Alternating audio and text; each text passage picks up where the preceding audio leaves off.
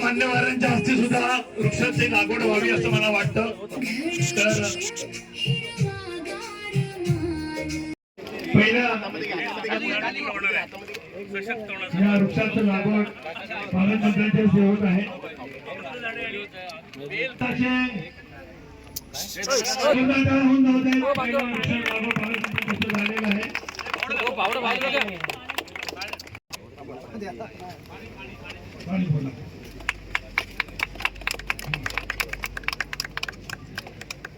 खूप खूप धन्यवाद.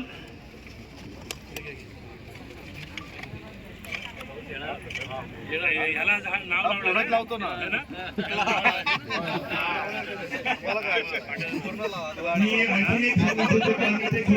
ठेवलेलं आहे त्याच्यासाठी तिथे ठेवलेलं आहे.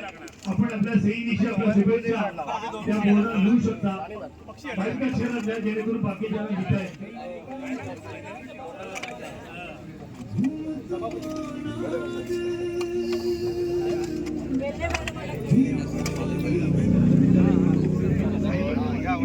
या कार्यक्रमाला पंचायत समितीच्या सभापती इथे आलेले आहेत, त्यांचंही स्वागत.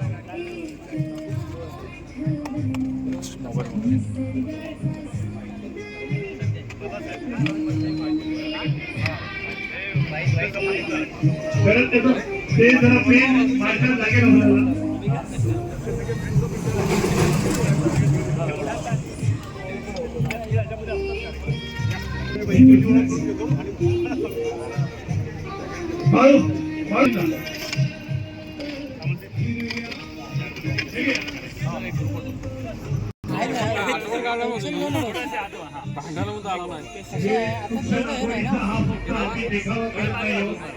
पूर्ण वाढ होईल त्याची जबाबदारी आम्ही सर्व ग्रामस्थांनी घेतलेली आहे आणि त्यानुसार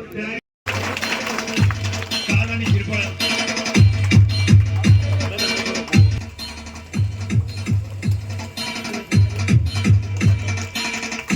उपसरपंच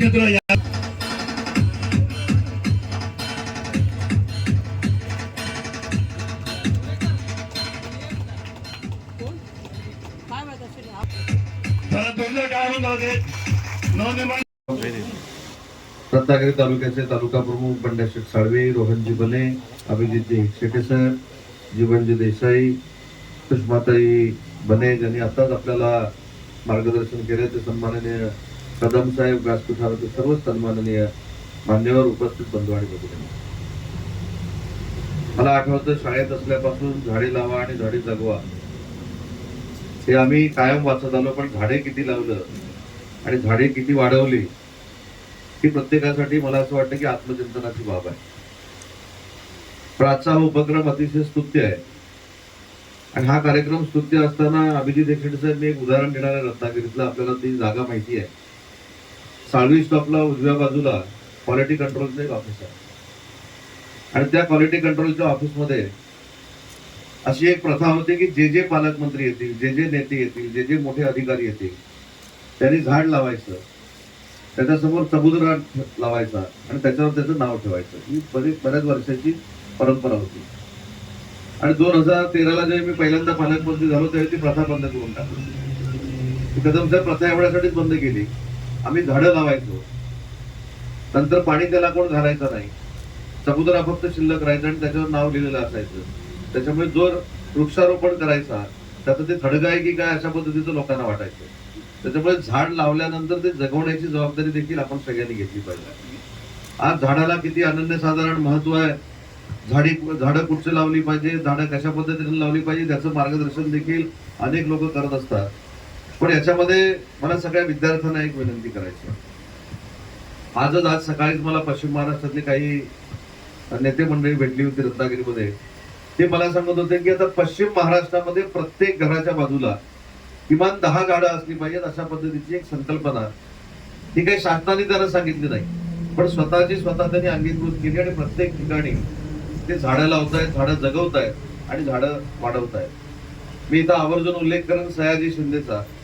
सयाजी शिंदे अतिशय या वृक्षारोपणामध्ये उजवं काम जर महाराष्ट्रामध्ये कोण करत असतील तर ते सयाजी शिंदे करतात.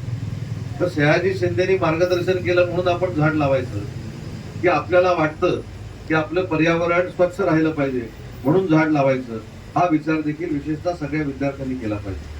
आणि विद्यार्थ्यांनी एक संकल्प केला पाहिजे की माझ्या घराच्या इथे मी पुढच्या 8 दिवसामध्ये 2 झाडं लावेन आणि ते मी जगवेन, ते मी वाढवेन. ही 2 झाडं जर तुम्ही लावली तर तुमच्या कुटुंबासाठी, तुमच्या आयुष्यासाठी हे चरितार्थाचं देखील साधन होतं, सावली देण्याचं देखील साधन होतं आणि पर्यावरण स्वच्छ ठेवण्याचं देखील साधन होतं. मग आता चरितार्थ ज्या झाडावर जर आपल्याला चालवायचं असेल तर त्याच्यातनं उत्पादन देणारी झाडं देखील आपण घराच्या आजूबाजूला लावली पाहिजे. आणि तशा पद्धतीची एक यंत्रणा आज या कार्यक्रमाचं औचित्य साधून माझ्या मनामध्ये तुम्ही रुजवली की जे विद्यार्थी आहेत, कॉलेजचे असतील, शालेय शिक्षणामधले असतील, त्यांच्या घराच्या बाजूला 2 झाडं लावण्याचा उपक्रम अभिजित साहेब आपण आपल्या जिल्ह्यामध्ये सुरू करू आणि महाराष्ट्राला दाखवून देऊ की आमचे शालेय विद्यार्थी, 11वी 12वीतले विद्यार्थी आणि उच्च शिक्षण घेणारे विद्यार्थी हे निसर्गावर प्रेम करतात आणि आमचा कोकणचा निसर्ग आहे तसा टिकवण्यासाठी आमच्यापेक्षा जास्त पुढाकार आमच्या हजारो लाखो विद्यार्थ्यांनी घेतलाय. ही एक संकल्पना, नुसती संकल्पना न ठेवता आपण ती प्रत्यक्षात उतरू. मगाशी कदम साहेब बोलता बोलता असं म्हणाले की शेवटी ही जबाबदारी फक्त शासनाची नाही, ही जबाबदारी आपल्या सगळ्यांची आहे. ही भावना जेव्हा प्रत्येकाच्या मनामध्ये निर्माण होईल की माझा गाव स्वच्छ ठेवणं ही फक्त सरपंचाची जबाबदारी नाही, ग्रामसेवकाची जबाबदारी नाही, जिल्हा परिषद सदस्याची जबाबदारी नाही, आमदाराची जबाबदारी नाही, ही माझी स्वतःची जबाबदारी आहे. हे जे भान आपल्याला येईल त्यावेळीच आपला परिसर स्वच्छ राहील आणि ग्लोबल वॉर्मिंग ज्याला आपण म्हणतो, जागतिक तापमान वाढ, त्याच्यामध्ये वृक्ष लावण्याशिवाय दुसरा पर्याय उरलेला नाही, झाडं लावण्याशिवाय दुसरा पर्याय उरलेला नाही. आज जे आपण म्हणतो की पाऊस पडला नाही, काही ठिकाणी आपण म्हणतो की हिमालय वितळायला लागलेला आहे, काही ठिकाणी म्हणतो की समुद्र गावामध्ये आलेले आहेत, समुद्र शहरामध्ये आलेले आहेत, भूकंप परवा कुठेतरी झाला, 1 लाख लोक त्या भूकंपामध्ये मृत्युमुखी पडली. हे शेवटी निसर्ग बॅलन्स करतोय पृथ्वीवर आपण किती पद्धतीनं लोड टाकणार आहोत हा देखील एक नैसर्गिक भाग असताना पृथ्वी देखील आपल्याला बॅलन्स करत असते. आणि म्हणून आपण जर सगळ्यांनी पुढाकार घेतला आणि वृक्षारोपणाचा एक व्यापक कार्यक्रम या रत्नागिरी जिल्ह्यामध्ये सुरू केला तर रत्नागिरी जिल्ह्याचा वृक्षारोपणाचा कार्यक्रमाचा आदर्श अख्खा महाराष्ट्र नाही, अख्खा देश घेईल, अशा पद्धतीची भावना या ठिकाणी व्यक्त करतो. म्हणजे मी देखील एका देशामध्ये माझ्या उद्योग विभागाच्या कामासाठी गेलो होतो आणि मी पूर्ण तिकडे रखरखाट बघितला, एकही झाड बघितलं नाही. आता एकही झाड बघितलं नाही तरी तिथे नैसर्गिक आपत्ती नाही, एकही झाड बघितलं नाही म्हणजे कुठं तरी असं लांब लांब झाडं आपल्याला दिसायची. मग त्यांनी या वृक्षारोपणातली कुठची टेक्नॉलॉजी वापरली तर अतिशय सुंदर टेक्नॉलॉजी आता या शेतीच्या क्षेत्रामध्ये देखील आलेली आहे. जी आपण शेतीसाठी एक्सेटेसर उत्पादन करणारी झाडं लावतो, ती झाडं निसर्ग कशा पद्धतीने बॅलन्स करतो याच्यावर आता आपला रिसर्च होतोय जगाच्या पातळीवर. आणि आपली कृषी विद्यापीठ रिसर्च करायची सोडून ती फक्त विद्यापीठ आहेत अशा आविर्भावामध्ये काम करतायत. त्याच्यामुळे आपलं कृषी विद्यापीठ हे पहिलं रिसर्च सेंटर असलं पाहिजे आणि त्यांनी विद्यार्थ्यांना सांगितलं पाहिजे की भविष्यामध्ये निसर्गाचा समतोल राखायचा असेल, भाताची लागवड जास्त पद्धतीनं करायची असेल, नाचणीची लागवड जास्त पद्धतीनं करायची असेल तर या लागवडीवर देखील निसर्ग टिकू शकतो. अशा पद्धतीची यंत्रणा जागतिक पातळीवर येत असताना आपण मोठी मोठी झाडी लावायची अशातला भाग नाही. जमिनीची धूप होऊ नये म्हणून मुळांची संख्या वाढवणं हे लहानपणी आपल्याला ज्यावेळी शाळेमध्ये सांगितलंय. म्हणजे जमिनीतल्या झाडाच्या मुळांची संख्या वाढवली की जमिनीचं काय लँडस्लाइड ज्याला आपण म्हणतो ते होत नाही. हे आपल्याला आपल्या घरात देखील सांगितलेलं आहे. पण त्याची अंमलबजावणी आपण किती करतो, अंमलबजावणी का करत नाही याचं देखील आत्मचिंतन आपण केलं पाहिजे. आणि मला असं वाटतं की आपल्या हातामध्ये असलेले एक शस्त्र जे आहे, सगळ्यांच्या हातामध्ये आहे बघा, तुमच्या खिशात आहे, इकडे सगळ्यांच्या हातात आहे, हे सगळं भयानक आहे. विद्यार्थ्यांना माझी विनंती आहे, मी परवा कुठेतरी एका कॉन्फरन्सला गेलो होतो आणि कॉन्फरन्सला गेल्यानंतर ऐकल्यानंतर मला तर आश्चर्याचा धक्का बसला की इन ॲट ॲव्हरेज महाराष्ट्रातली मुलं 2 तास 46 मिनिटं मोबाईलवर असतात. 24 तासातली 2 तास 46 मिनिटं झोप तरी घेतात, पण जे आपल्याला कार्यक्षमपणानं काम करायचं आहे त्या वेळातले 3 तास आपले फुकट जात आहेत. चांगल्या गोष्टीसाठी मोबाईलवर राहावं याच्याबद्दल दुमत अजिबात नाही. ही आधुनिक यंत्रणा आहे ती आपल्याकडे आत्मसात झाली पाहिजे, त्याचं यंत्र आपल्या हातामध्ये पाहिजे, टॅब पाहिजे, मोबाईल पाहिजे, पण त्याच्यातनं अशा गोष्टीचा अभ्यास झाला पाहिजे. आता वृक्षारोपणाचा कार्यक्रम आहे. मी खरं तर आता येताना मला ती वेळ मिळाला नाही, नंतर मी चॅट जीपीटीवर जाऊन चॅट जीपीटीला विचारणार होतो तर वृक्षारोपणाची सुरुवात कधी झाली, त्याचं महत्व काय, हे वाचायला काहीच हरकत नाही. पण आपण जे काय मोबाईलवर करतोय किंवा जो मोबाईलचा वापर ज्या पद्धतीनं करतोय हा आपला ऱ्हास आहे. जसा आपण निसर्गाचा ऱ्हास होणार आहे असं म्हणतो, तसा आपला देखील वैयक्तिक नुकसान आणि ऱ्हास आहे. हे ज्या विद्यार्थ्यांना कळेल त्यावेळी पुढची पिढी या सगळ्या सामाजिक कामामध्ये सक्रिय होईल. मी सरपंचांचं, इथल्या सगळ्या ग्रामस्थांचं मनापासून कौतुक करतो की आपण सगळ्यांनी आवाहन केल्यानंतर सगळे वृक्षारोपण करायला आलेले आहेत. ते झाड आता जगलं पाहिजे, ही जबाबदारी आपण सगळ्यांनी घेतली पाहिजे. आणि झाडं देखील लावताना ती गुरांपासून सुरक्षित आपण ठेवली पाहिजे. मग तुम्ही चांगला एक उल्लेख केला की जाळी लावली पाहिजे. तर माझं म्हणणं आहे की जाळी लावण्याची वेळच येणार नाही ही जर दक्षता आपण घेतली तर मला असं वाटतं की खऱ्या अर्थानं आपण वृक्षारोपण करतो. साहेबांचं म्हणणं बरोबर आहे की गुरांनी त्याला तोंड लावू नये म्हणून आपण जाळी लावली पाहिजे, पण गुरं ती झाडं खाणारच नाही अशा पद्धतीने शेतकऱ्यांनी जर त्याचा बंदोबस्त केला तर याच्यातनं अतिशय चांगल्या पद्धतीनं झाडं वाढू शकतात, अतिशय चांगल्या पद्धतीनं झाडांची वाढ होऊ शकते. त्या सगळ्या सिस्टीम मध्ये आपल्या विद्यार्थ्यांचं प्रबोधन करणं, त्यांच्यामध्ये जनजागृती करणं ही जबाबदारी नवनिर्माणनं स्वीकारावी अशी माझी विनंती आहे. आपण जिल्ह्याभरामध्ये कार्यक्रम करू. झाडं लावण्याचा कार्यक्रम, विक्रमी कार्यक्रम एका संस्थेने केला आणि त्या संस्थेचं नाव नवनिर्माण संस्था आहे. हे ऐकायला अभिजित देशमुख आम्हाला देखील आनंद होईल. आणि त्याच्यासाठी जे जे काही करावं लागेल ते आपण 100% करू. नदी महोत्सव करूया म्हणून कदम साहेब सांगितलं, आजच जाहीर करतो. नदी महोत्सव आपण नक्की करू, पण तो कुठं करायचा ह्याच्यावर वाद होता का मला. आपल्याकडे नवीन फॅशन आहे, तळेकांट्यात करायचं की पांगरीत करायचं. म्हणजे जसं भारत पाकिस्तान आहे, पांगरीत केलं तर तळेकांटेवाल्यांना दुःख, तळेकांट्यामध्ये केलं तर पांगरीवाल्यांना दुःख. शेवटी कुठेतरी तो जिल्ह्याचा नदी महोत्सव आहे आणि नदी महोत्सव ही संकल्पना आजपर्यंत कुठं आली नाही, पण ती तुम्ही सुरू करावी या मतासाठी आहे. आणि नदी महोत्सव अशा वेळी सुरू करू की बाव नदीमध्ये वॉटर स्पोर्ट्स देखील सुरू होतील. त्या दिवशी सिंधुरत्नाचा मी अध्यक्ष आहे. वर्षाला 100 कोटी रुपये खर्च करण्याचे अधिकार मला दिलेले आहेत. त्याच्यामुळे सिंधुरत्न योजनेतनं एक जागा आयडेंटिफाय आपण करू ज्या ठिकाणी नदी महोत्सव दरवर्षी सुरू राहील. मग ते फक्त बाव नदीच्या तळेकांट्यातच पाहिजे असं नका करू. आणि बने सगळे जे आहेत ना हे सगळे हुशार आहेत, ते त्यांना सगळंच तळेकांट्यात लागतं. त्याच्यामुळे बन्यानी पुढाकार घ्या, तुम्ही पुढाकार घ्या, पण अशी एक जागा सुरू. हा, माझं म्हणणं तेच आहे, ते पाहिजे. करू ना. छत्रपतींच्या आरमारातली ज्या नौका आहेत त्या निडेवाडीमध्ये बांधण्यात आल्या, पण वॉटर स्पोर्ट्स सुरू करताना आपल्याला त्या पाण्याची डेप्थ लागते. ते आपल्याला सर्वे करावा लागेल, तेवढा पॅच आपल्याला तयार करावा लागेल.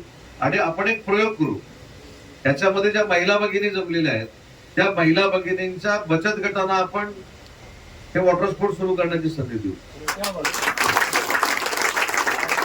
आणि पुरुष मंडळींनी आपण पाठिंबा देऊ. त्याच्यामध्ये एक पथ्य पाळू, हा माझ्या जवळचा आहे म्हणून हा बचत गट, हा त्याच्या जवळचा आहे म्हणून तो बचत गट. त्याच्यापेक्षा बचत गटाला ट्रेनिंग देऊ. आणि महाराष्ट्रातलं पहिलं बाव नदीवर वॉटर स्पोर्ट्स चालवणाऱ्या माझ्या भगिनी आहेत, मी तुम्हाला सांगून दाखवतो. आणि ज्यावेळी ते वॉटर स्पोर्ट्स सुरू होतील तो आपला दिवस म्हणजे नदी महोत्सवाचा दिवस असेल. त्या पद्धतीनं नदी महोत्सव आपण चांगल्या पद्धतीने करूया, जेणेकरून पर्यटनामध्ये देखील वाढ होईल. पर्यटनामध्ये वाढ होत असताना अभिजित साहेब अजून एक आनंदाची गोष्ट मी तुम्हाला सांगतो की या 2 वर्षामधला जर फुटबॉल बघितला पर्यटनाचा, तर आता आपण नावं कुठच्या जिल्ह्यांची मी घेत नाही, परत त्याला परत राजकीय होईल. परंतु रत्नागिरीचा ज्याला आपण पर कॅपिटा इन्कम आता म्हणतो, ज्या गोष्टी आपण सांगतो, आपण आता 2,50,000वर आलेलो आहोत. जे आपण 1,70,000वर होतो, 1,50,000वर होतो, ते आपण आता 2,50,000वर आलो. याचा अर्थ पर्यटनाच्या निमित्तानं एक फार मोठी चळवळ आपल्या रत्नागिरी जिल्ह्यामध्ये सुरू झालेली आहे. लोकांना राहायला रूम मिळत नाही अशी परिस्थिती रत्नागिरी शहरामध्ये, रत्नागिरी जिल्ह्यामध्ये आहे. आणि म्हणून आता तुम्ही जे सांगितलं की न्यारी निवास योजना जी आहे ही फार ताकदीनं आपल्याकडे सुरू करणं गरजेचं आहे. ज्यावेळी या वॉटर स्पोर्ट्स सुरू होतील त्यावेळी नक्की तळेकांठातल्या घरामध्ये देखील न्यारी निवास योजना आपल्याला सुरू करावी लागेल. कारण पर्यटकांना आता पर्याय पाहिजे, पर्याय पाहिजे तुम्हाला. आता मी शिवसृष्टी रत्नागिरीतली केली, काल परवाच आकडा घेतला, 4.5 लाख लोक त्या शिवसृष्टीला 6 महिन्यामध्ये येऊन गेले. छत्रपती संभाजी महाराजांच्या स्मारकाला 3 लाख लोक येऊन गेले. 3D मल्टीमीडिया शोला 1.5 लाख लोक येऊन गेले. हे फक्त 4 महिन्यातली आपली आकडेवारी आहे. आणि म्हणून वृक्षारोपण करत असताना आपण पर्यावरणाला स्वच्छ ठेवत असताना, पर्यावरण अजून चांगल्या पद्धतीने हेल्दी करत असताना पर्यटन देखील चांगलं झालं पाहिजे. हा जो काय तुम्ही ध्यास घेतलेला आहे त्याच्याबरोबर पालकमंत्री म्हणून मी 100% आहे. तुम्हाला ज्या ज्यावेळी माझं सहकार्य लागेल त्यावेळी सहकार्य देण्याची ग्वाही आज या कार्यक्रमाच्या निमित्तानं करतो. आणि नवनिर्माणची बहुतेक मुलं आहे तर आपण नवनिर्माण पासूनच सुरू करू. तुम्हाला किती झाडं लागणार आहेत ते मला सांगा. तेवढी झाडं पुढच्या शनिवारपर्यंत तुमच्याकडे पाठवून द्यायची जबाबदारी माझी. प्रत्येक विद्यार्थ्यांना घरात 2 झाडं लावली पाहिजे हा संकल्प नवनिर्माण पासून आपण करू. आणि नवनिर्माण संस्थेनं वृक्ष लागवडीमध्ये नवीन काहीतरी निर्माण करण्याचा संकल्प केलाय असा आपण संदेश महाराष्ट्रामध्ये पाठवूया. एवढी सदिच्छा व्यक्त करतो. पुन्हा एकदा कदम साहेब तुमच्या सर्व सहकार्यांचं मनापासून कौतुक करतो. आणि वृक्ष लावा आणि वृक्ष जगवा ही संकल्पना घेऊन तळेकांटे गाव जे पुढे आलंय हे एक महाराष्ट्रातलं आदर्श गाव आहे. एवढंच या ठिकाणी सांगतो आणि थांबतो. जय हिंद, जय भारत.